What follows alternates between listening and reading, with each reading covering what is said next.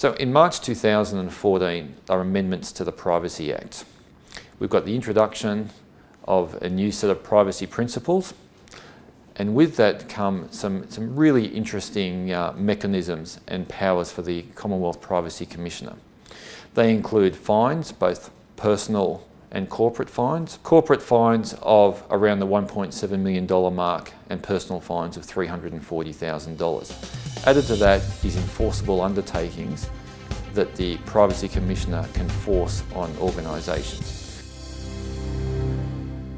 So the cyber threats are becoming more and more stealthy, more and more advanced, and more persistent. We've got everything from state-sponsored attacks, serious and organised criminal cyber attacks, all the way through to disgruntled employees and ex-contractors that might have a beef with the organisation.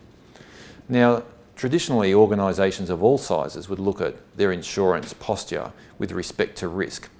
What organisations need to do now, particularly the small to medium size, need to look at what their cyber footprint is and mitigate that as best they can with risk, but then also look at a policy to cover what's left over.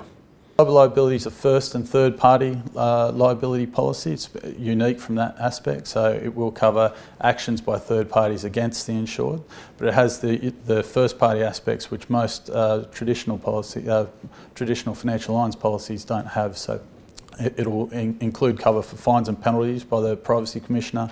It'll also cover the cost of notification to impacted insureds. It looks also at the IT costs of getting a company to come in and to determine whether or not data can be restored, and actually the costs of restoring that data.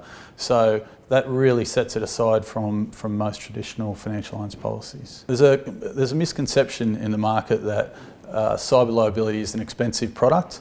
From what we've seen, and certainly AIG's approach with Cyber Edge, is to work with brokers and insureds to determine the cover that's required. So we tailor our approach. There's aspects of cover that may not necessarily be needed by certain insureds, depending on other policies they have in place, and that allows us to tailor the pricing to match the price point of the insured.